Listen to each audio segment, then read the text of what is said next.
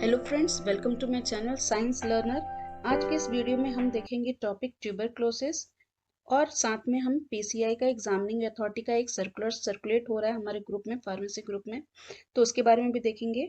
तो सबसे पहले देखते हैं कि क्या आप जानते हैं कि ट्यूबरक्लोसिस यानी टीबी रोकने के लिए सरकार और बड़े बड़े एक्टर ने कौन कौन से अभियान चलाया है। आप स्क्रीन पे देख सकते हैं कि अमिताभ बच्चन ने भी 2000 में टीबी से ग्रस्त हो गए थे, लेकिन उनके कंटिन्यूस इलाज की वजह से वो इस टीबी से मुक्त हो पाए। और उस समय अ, मेरा एक कार्यक्रम था टेलीविजन के ऊपर जिसकी शुरुआत हो रही थी, कौन बनेगा करोड़पति। उसी समय मुझे ये डॉक्टर से पता चला कि मुझे टीबी हो गया। वो जड़ से मिटा सकते हैं। साथ में हम इस वीडियो में देखेंगे कि ट्यूबरक्लोसिस क्या होता है, किस बैक्टीरिया से होता है, उसके लक्षण सिम्टम्स क्या क्या होते हैं, ऐसे कौन से लोग हैं जिनमें ज़्यादा टीबी होने के चांसेस है, इसका ट्रीटमेंट कब लेना है, कितने टाइम तक लेना है, और सबसे बड़ी बात कि हमें टीबी में क्या खाना है, और अगर हमें टीबी हो गई है तो हमें क्या क्या ध्यान रखना है ताकि घर के और लोगों को ना फैले।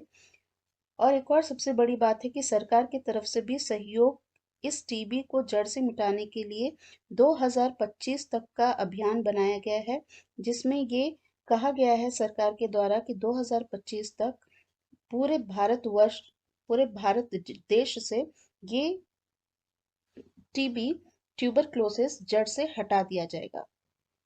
क्योंकि हमारे सब्जेक्ट सोशल फार्मेसी में और एचईसीपी में भी ये बहुत इंपॉर्टेंट टॉपिक है, और साथ में कोविड-19 पैंडेमिक के वजह से डेथ डेथ रेट जो इसकी बढ़ गई है टीबी के वजह से, वो भी मेंशन किया गया है डब्ल्यूएचओ की तरफ से उनके एक इसमें 2021 ग्लोबल टीबी रिपोर्ट में, जिसमें उन्होंने कहा है कि कोविड की वजह से इसमें भी टीबी के भी डेथ रेट में इंक्रीजेस आई हैं।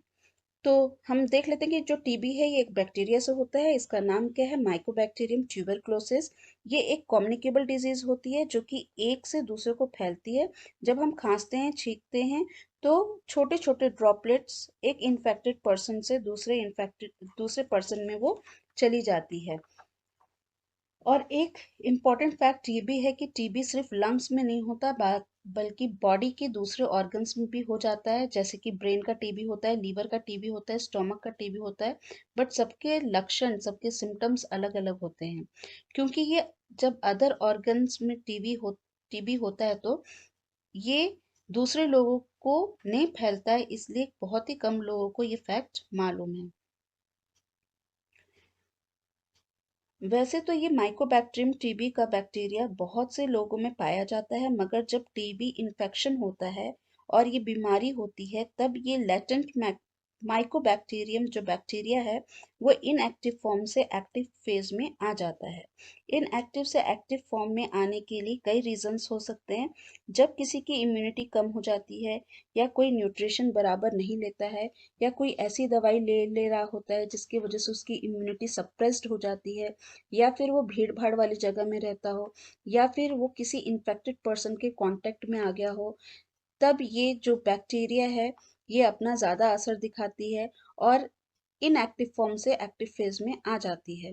अब टीबी कितने प्रकार के होते हैं, जैसे अभी भी हमें मालूम हुआ कि ब्रेन की भी टीबी होती है, नेक की होती है, लंग्स की होती है। लंग्स इतना, जिसको पल्मोनरी टीबी भी बोला जाता है, इसलिए ज़्यादा लोगों को मालूम है, क्योंकि ये ज़्यादा फैलती है, एक से दूसरे जनों को होने का डर रहता है, इसलिए इसके बारे में सबको मालूम है। नेक्स्ट है कि टीबी कौन से ऑर्गन में है, उसका हिसाब उसके सिम्टम्स देख के, उसके लक्षण देख करके डॉक्टर लगा पाते हैं। मोस्टली लंग्स टीबी ज़्यादा फैलता है, और इस वजह से जो इसके इम्पोर्टेंट सिम्टम्स है वो भी हमें मालूम होना चाहिए। जैसे सबसे बड़ा सिम्टम है खांसी का होना। ये खांसी सूखी या बलगम वाली भी हो सकती है। अगर हमारी खांसी 2 हफ्ते से ज़्यादा है तो हमें इसका टेस्ट कराना ज़रूरी है, तभी हम फैमिली के अदर मेंबर को बचा सकते हैं। दूसरा सिम्टम्स है फीवर। ये फीवर लो ग्रेड का भी हो सकता है, या फिर इवनिंग होते होते हाई ग्रेड का हो जाता है। साथ में पूरे बॉडी में टायर्डनेस, थकावट, अनइजीनेस महसूस होता है। तीसरा सिम्टम्स है कि वेट लॉस होता है। 5 से लेकर 10 केजी तक भी 1 महीने से 2 महीने के अंदर अंदर हो सकता है। फोर्थ पॉइंट है कि लॉस ऑफ एपिटाइट होता है यानी कि भूख का ना लगना।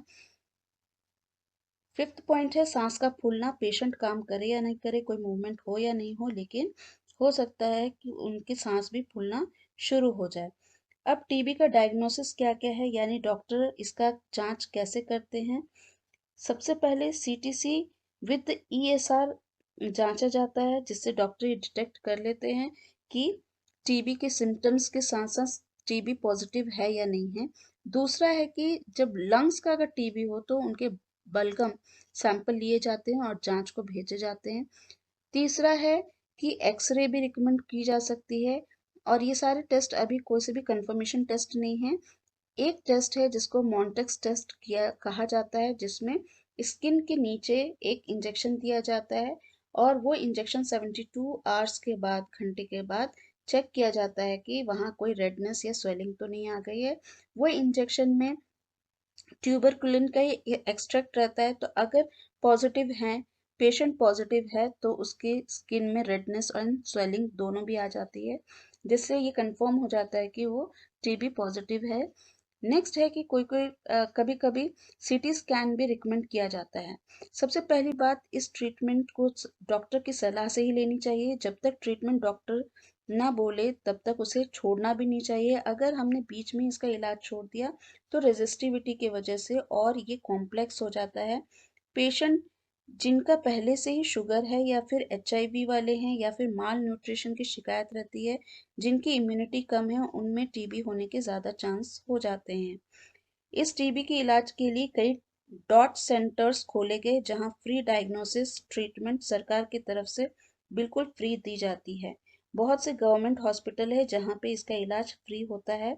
डॉक्टर का ये गोल है, ये लक्ष्य है कि 2025 तक भारतवर्ष से इस बीमारी को दूर कर दिया जाए, मुक्त कर दिया जाए, जिसके लिए सरकार ने क्वालिटी हेल्थ केयर टीबी में प्रोवाइड कराने के लिए कई स्ट्रैटेजीज बनाए, कई प्रोग्राम्स बनाए, जिसके अंतर्गत TB active cases find out करने के लिए कई कैंपेन्स भी लॉन्च हुए, जिसमें मोबाइल टीबी वैन चलाए गए, जिसमें जगह जगह पे जाके लोगों की स्क्रीनिंग हुई, टेस्टिंग हुई और मालूम किया गया कि भारत में ही, इंडिया में ही कितने लोग टीबी पॉजिटिव हैं। फिर कई लैब्स खोले गए और कई एक्टरों की हेल्प से, कई कंपेनिंग कैंपेन की हेल्प से, एडवर्टाइजमेंट के हेल्प से लोगों को ये जानकारी दी गई कि इसका इलाज भी मुफ्त दिया जा रहा है और ये हम जड़ से मिटा सकते हैं। अगर इसका इलाज टाइम पे हुआ और रेगुलर हुआ तो ये भी बीमारी से हम बच सकते हैं और जड़ से मिटा सकते हैं। डॉक्टर, खांसी तो है। देखिए भाई साहब, इसे हल्का मत लीजिए।